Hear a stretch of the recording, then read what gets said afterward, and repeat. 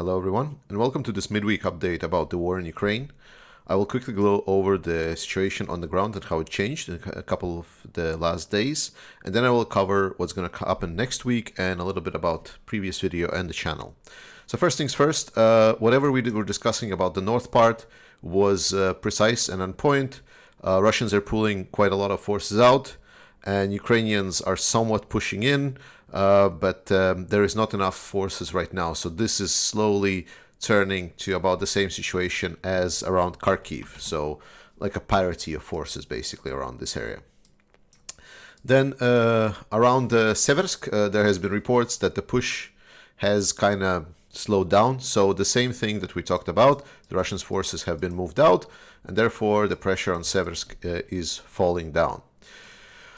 What has changed a lot is that now with the taking of the Vuhledar power station that was taken not that long ago, as I explained, it pretty much opens like a highway, you can say, towards Bakhmut, like not an actual highway, but like more of a conceptual highway that there is just basically quite a lot of space to maneuver.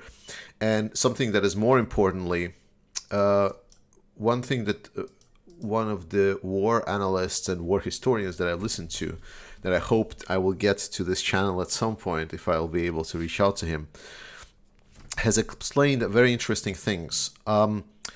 Basically, here Popasna and kind of Svetlodarsk and this kind of area, this is the high ground, right? And also Lysychansk and so on. This is the high ground. So towards Bakhmut, it actually goes down. So Bakhmut, what was it? Bakhmut, I think it was Kurdimivka, and it was like this, and then Krasnahora, and I think, no, not there. It was maybe at least to Mykolaiv, Krivoluka, or towards Mykolaiv. So I don't remember precisely in the north, but this is the valley that goes around here. So basically, from the left side, when people are advancing, they are advancing down. So Bakhmut, while it is a front line, it's actually it's not a super favorable position to hold because it is kind of in a valley. So this is something for those war tacticians might be really interesting to know. So what was described that what's more obvious then is probably going to be this line here, because after the valley ends, this line is actually the high ground, right? So it would be expected that it would be around this Chasov Yar and this line here where the bigger hold would be after and if the Bakhmut is going to get taken. Then we know what was happening here. The hotspot is around Avdiivka. So the Russians basically, while they were moving forces, we know that they've been moving forces down, and it was expected that they will maybe go a little bit further, but it seems that they gathered up a lot, basically around Donetsk, not even, I've shown it a little bit too far, and they actually performed quite a concentrated and very intense attack in the past couple of days. So Pisky, Avdiivka, and this area around north of Avdiivka have been massively shelled. Like they've been completely covered. Like people are reporting basically the bad times around the late May, early June, when it was basically shelling nonstop for 10s and 20 of hours. So it was basically shelling nonstop Avdiivka and Pisky for a good 2 days. And Ukrainian army unfortunately didn't have a lot of reserves nearby. They were moved somewhere else. So it is now have been seemingly reported that some reinforcements are coming in for the Ukrainians, but we should expect that maybe Avdiivka and Pisky will fall. This will be a bad time for Ukrainians, but I will cover it if this will happen. Something for us to be aware of. Around Vuhledar, on the other hand, we see the tendency. Ukrainians have been pushing, and a couple of villages have been more taken by the Ukrainians, which is good, but there is some changes. Firstly, Ukrainians were also pushing a little bit around Zaporizhzhia, and here, when I was telling you about the fact that Russians will have to move toward Kherson or will have to move towards Zaporizhzhia. Some of them were moving towards Zaporizhzhia, a lot less than they're moving towards Kherson. And it was expected either they will start, because there were some reports that they are concentrating around Tokmak.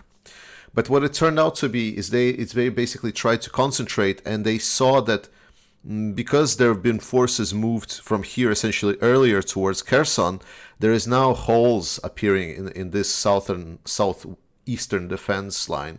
So now basically the forces that they took from the north direction, they are now being put in, part of the forces from the north direction, they're being put in, and essentially they're plugging the holes around the line. So we should not expect that Ukrainians will be advancing much south anytime soon. There is now forces that are being, but it doesn't seem that they are preparing any kind of offensive towards Zaporizhzhia. Like, there is not enough forces there. And finally, Kherson, everything that I've explained so far is still the same. Of the very important things is that a huge train with about 40 wagons, 40 carriages with ammunition, fuel, supplies, and like a lot of dead Russians now, basically, have been hit around here, going towards Kherson. But the forces are concentrating around Kherson. Ukraine has been Ukraine has been taking some of the smaller villages again. But this is, I think this is not, we shouldn't expect that Ukraine is doing quite good yet, because there is a significant force that's being concentrated here. And we should expect that the forces of Russians, once they're going to regroup and prepare, we might see them push out, basically take the ground here. I would expect maybe push towards Mykolaiv even, maybe even push towards Kryvyi Rih even. So all things can happen. And now, just to talk a little bit generally. So that's the war update. So if you were here just to watch that, there we go. But let's talk a little bit about what's happening with the previous video, for example. Well, I am not saying that I'm not a military analyst. Like, I was not studying military history, I was not studying military tactics and so on. What I was always good at, and this is mostly for the new viewers, is to hear a lot of sources and process a lot of data. So 90 and even 95% of whatever I'm saying when I discuss this map and whatever analysis I'm providing, it's not my thoughts. I'm just listening from multiple sources and aggregating it. So I'm just basically a vessel for someone else's thought. Whenever I'm trying to express my thoughts, I'm trying to state that, hey, this is in my opinion, or this is me speculating about this. So that's why the arguments that some people are making that, well, you're not a data analyst, therefore I cannot trust you. I would advise you then just to kind of stick with this channel maybe for a week or two, check it out, and just see for yourself what's going to happen. So far, the sources that I'm listening to, the sources that are providing information, have been more spot on than I was expecting even. And this is obviously some things will be some things will be wrong, some things will be imprecise. This is war. There is no 100% clear source of information. Besides the fact that information might be imprecise or someone is hyping, it might be also the information warfare that is going on, right? So misleading the other side and misleading the masses is part of the warfare that is going on the ground here. And I am also a human being. I don't see information and I cannot directly say if it's true or not. I'm just getting my best guess.